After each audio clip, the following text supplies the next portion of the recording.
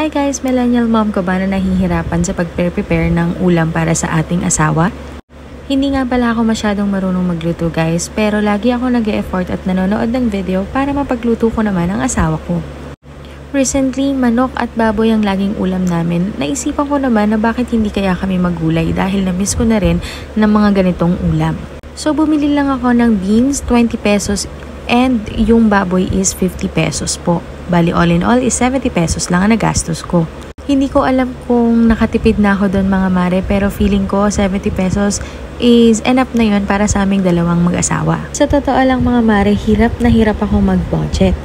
Wala kasi akong maisip na masarap na ulam sa halagang less than 100. Pero ngayon dahil nakita ko na at naisip ko nga na ganito ang gagawin, halat subukan natin. First time ko nga palang gagawin tong ginisang gulay na beans na ganito. So, pinrepare ko lang yung bawang sibuyas. Syempre, hinugasan ko yung gulay na beans. And syempre, hinugasan ko rin yung pork na ipangsasaho. Hiniwa-hiwa ko na yung panggisa para ready na lahat pag mainit na yung kawali.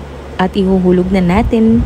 Tinry ko talaga na ito lang ang ulamin namin. Wala nga akong nabiling isda pero game, tatry namin. Kasi usually, pag ganitong gulay, dapat may isda ka, diba? Pero dahil feeling wais to misis ako today, itatry ko lang na iisa lang ang uulamin namin. At ito na nga yun, ang ginawa ko muna ay ginisa ko muna yung baboy. Medyo natututo na nga ako at ang ginagawa ko nga ay ginigisa ko yung baboy ng matagal at hindi ako nagmamadali. Feeling cook nga ang peg natin, kaya ang ginawa natin ay inusog-usog lang natin yung baboy at doon na ako nagisa ng bawang at sibuyas at syempre sinunod ko na din ang gulay, naglagay ako ng paminta at ng salt at naglagay ako ng pampasarap na oyster sauce. Nagsaing na din ako dahil parating na ang asawa ko.